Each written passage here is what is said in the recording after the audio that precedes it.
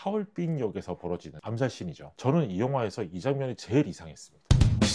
네, 오늘은 영화 하얼빈에 대한 이야기입니다. 지금 이 영상을 보고 계시는 현재 얼마나 많은 분들이 이 영화를 보셨는지는 모르겠습니다. 꽤 많은 예매율이 기록된 걸로 아는데요. 이 영화가 개봉하기 전부터 올해의 마지막 천만 영화가 될 것인가, 이런 예상에 관한 그런 썰들이 많았습니다. 그럴 수밖에 없었던 게 캐스팅이 너무나 화려하죠. 현빈, 이동욱, 전여빈, 박정민 배우 이런 분들이 나오고, 내부자들, 남산의 부장들 같은 흥행작을 연출한 우민호 감독 이미 연출을 하셨고요. 무엇보다 이게 민족의 영웅 안중근 의사에 관한 이야기고, 안중근 의사가 이제 하얼빈에서 일으킨 그 의거에 관한 이야기를 다루고 있다는 점, 여러모로 천만 영화가 될 수 있는 어떤 요소들을 다 갖추고 있는 것 아닌가, 그래서 많은 분들이 그렇게 생각을 하셨던 것 같습니다. 저는 사실 이 영화가 천만이 될까 안 될까에 대해서는 큰 관심까지는 갖지 않았고요. 일단 현빈이란 배우가 안중근 의사를 어떻게 연기할 것인가, 그동안 여러 차례 영화화 되었고, 꼭 영화가 아니더라도 여러 영상물에서 다뤄진 안중근 의사를 이 영화는 과연 어떻게 보여줄까, 그런 의미로도 궁금했었습니다. 그래서 이 영화가 언론 시사회를 했을 때 찾아가서 저 영화를 미리 봤습니다. 이 영상에는 스포일러가 있을 예정입니다. 그런데 반전이랄까, 이 스토리에 관계된 어떤 설정이랄까, 그런 이야기가 아니라 우리가 다 알고 있는 이 역사를 이 영화가 어떻게 보여주었는가, 이 부분이 하나의 스포일러가 될 수 있다고 생각이 들었거든요. 그에 대해서 먼저 주의하시라고 말씀을 드리고 싶습니다. 그러면은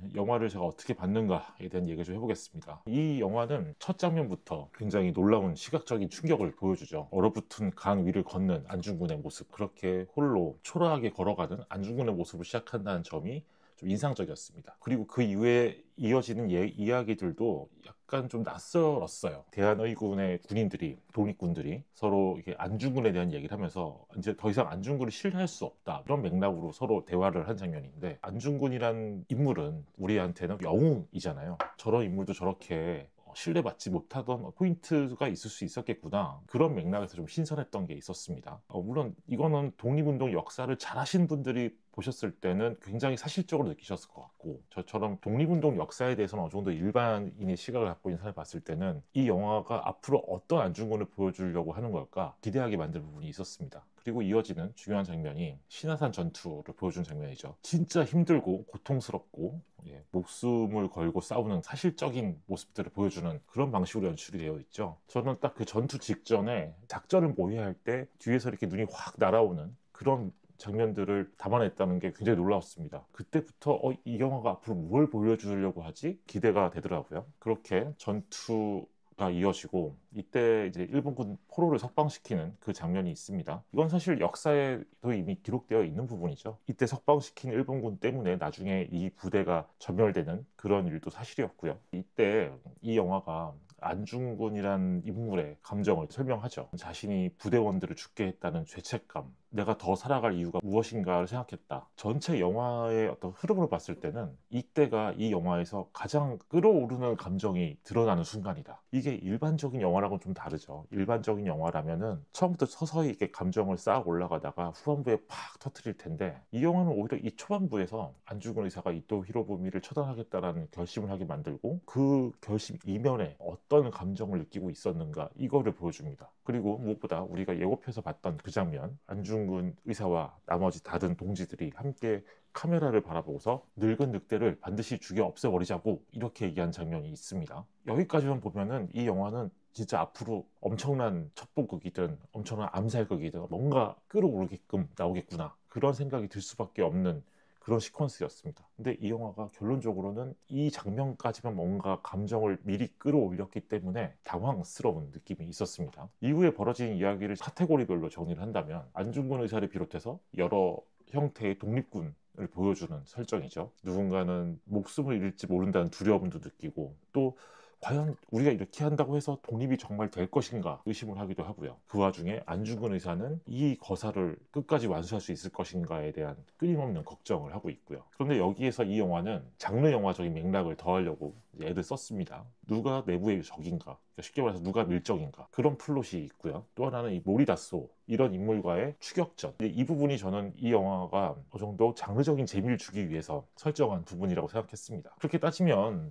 크게 두 가지예요. 이 하얼빈이라는 영화가 보여주는 게, 안중근을 비롯한 이 독립군들의 내면 세계, 또 하나는 첩보 영화라는 장르적 설정, 과거의 그 동국권을 배경으로 한 그런 스파이 영화 그런 느낌들. 그런데 또 한편으로는 인물의 감정은 굉장히 절제해서 묘사하는 그런 컨셉을 갖고 있죠. 그런데 이 영화는 말 그대로 그냥 절제예요. 제가 약간 보면서 당황했던 부분은 일단 기본적으로 배우들의 목소리는 들리는데 그들의 표정은 별로 들리지 않는 방식으로 연출이 되어 있습니다. 그리고 카메라가 항상 좀 멀리서 바라보는 풀샷 위주의 연출이 많았고요. 아까 제가 말씀드렸던 그런 동구권 배경의 스파이 영화들 그런 맥락과도 다를 수 있겠죠. 그런데 이 영화에서 감정을 절제했다고 하지만 인물들이 자신의 걱정과 두려움들을 그냥 대사로 말하는 영화가 돼버렸거든요. 보면서 저는 좀 그 생각을 했습니다. 이 영화를 촬영한 그 홍경표 촬영 감독님 굉장히 엄청난 분이잖아요. 이런 촬영 감독을 데리고 영화를 찍으면서 이렇게 대사 위주의 장면들을 계속 이어붙인다고? 그건 좀 희한한데 그 결과 저는 상당히 이 영화가 건조하다고 생각이 들었습니다. 우리가 흔히 건조하다는 평가를 할 때 그 영화의 매력을 설명할 때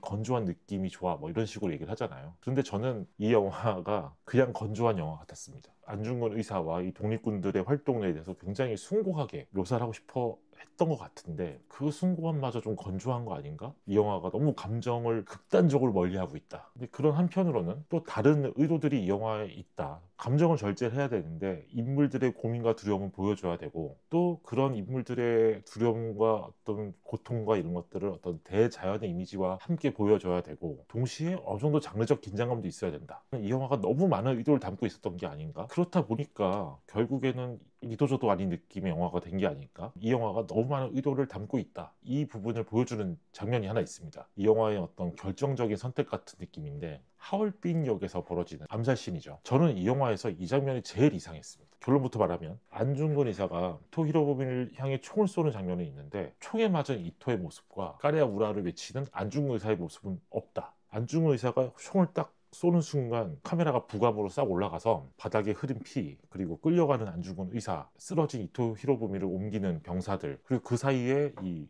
까레아 우라를 외치는 안중근 의사의 목소리 이 부분만 들리는 거죠. 그러니까 이 장면이 좀 이상했던 게 총을 쏘기 직전까지 이 연출한 맥락 때문에 그렇습니다. 아주 기본적인 연출이기 때문이거든요. 고속 촬영을 이용한 슬로우 모션 그리고 교차 편집 몽타주 이런 방식인 거죠. 도열한 일본군 뒤를 걸어가는 안중근 의사의 표정 저쪽에서 걸어오고 있는 이토 히로부미 그때 역으로 뛰어 들어오는 이 모리 다스오의 일행들 뭐 이런 모습을 굉장히 음악과 함께 막 고조시키다가 이제 정말 뭐 암살이 딱 완수되어야 되는 그 순간에 갑자기 카메라를 빼버리는 그런 상황인 겁니다. 저는 이게 좀 난감했어요. 어쩌면은 감독은 이러한 연출이 이 상황의 숭고함을 더 배가시킨다, 강조시킨다 이렇게 생각했을 수 있습니다. 총격 이후의 장면에서 가장 중요한 거는 감독님이 생각했을 때는 까레아 우라라고 외치는 그 목소리가 아니었을까. 공부인에게 이 말을 배우는 장면도 있고 이 말을 하는 게 왜 중요한가에 대한 그런 맥락도 설명이 되잖아요. 그런데 왠지 보는 입장에서는 갑자기 짜게 식는 느낌? 뭐 이런 거죠. 결과적으로는 이 장면에서도 이 영화가 좀 갈팡질팡한 게 아닌가? 그렇게 생각을 했습니다. 뭔가 긴박한 느낌도 주고 싶고 까레아우라 만세의 울림도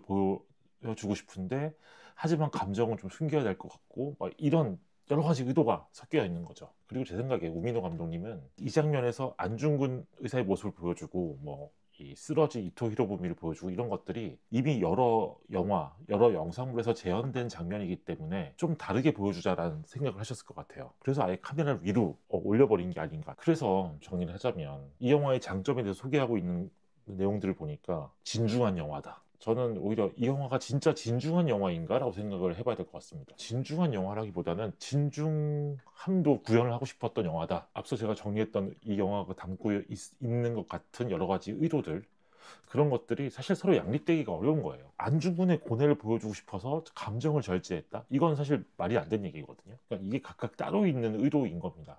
이 영화가 색깔이 없는 느낌? 그런 결과물이 나온 게 안중근이라는 이 영웅의 어떤 이름이 가진 그런 무게 때문이 아닌가 생각을 했습니다. 300억짜리 대작 상업 영화인 그런 프로젝트를 갖고 있는 그 위치상 장르적인 느낌이 없어서는 안 될 것 같고 정작 장르적인 매력을 폭발시킬 수 있는 지점에서는 한 발짝 뒤로 물러나 있거든요. 그런 식으로 이 영화가 이 안중근이라는 이름 자체로 굉장히 무겁게 느꼈다. 제가 혼자 정리해본 저의 이야기는 이 정도입니다. 오랜만에 이 영화에 대한 이렇게 별점을 남겨보도록 하겠습니다. 네, 왓챠피디아에 들어왔고요. 저는 이 영화가 그래도 굉장히 비주얼적으로 어떤 성취가 있다 생각하고 영화가 좀 마음에 안 들긴 하지만 나도 고민한 영화고 그렇게 봤을 때 별 3개를 넣도록 하겠습니다. 그리고 입자평을 써봐야겠죠.